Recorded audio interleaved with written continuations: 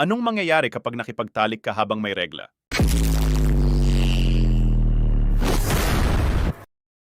Welcome mga ka-MK!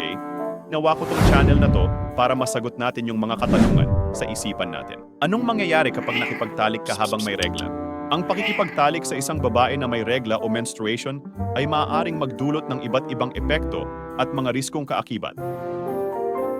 Una sa lahat, ang dugo ng menstruation ay maaaring maglaman ng mga bakterya na nagbubukas ng posibilidad ng infection sa reproductive system. Ito ay lalo na totoo kung may mga sugat o abrasion sa mga bahagi ng vaginal canal. Bukod dito, ang pagpapasok ng dugo sa vaginal canal ay maaaring magdulot ng panganib sa pagkuha ng sexually transmitted infections, STIs, dahil sa posibleng pagkasira ng natural na barrier laban sa impeksyon ng katawan. Sa pangkalahatan, ang pakikipagtalik habang may regla ay maaaring magdulot ng discomfort o hindi kaginhawahan para sa parehong lalaki at babae. Ito ay dulot ng pagdami ng dugo at kahalumigmigan mula sa regla.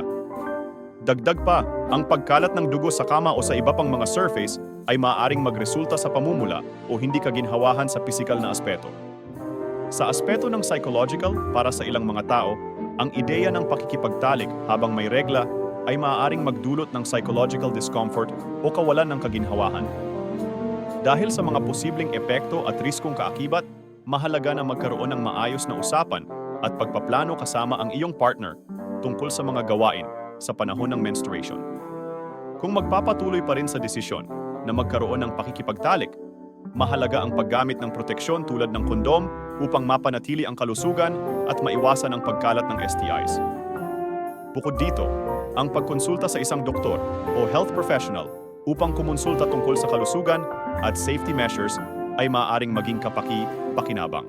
Kaya kung gusto niyong malaman ang mga sagot sa inyong malikot na isip, ay mag-subscribe na at i-hit ang notification button. Feel free to comment kung anong mga nasa isip niyo at bibigyan natin ng kasagutan.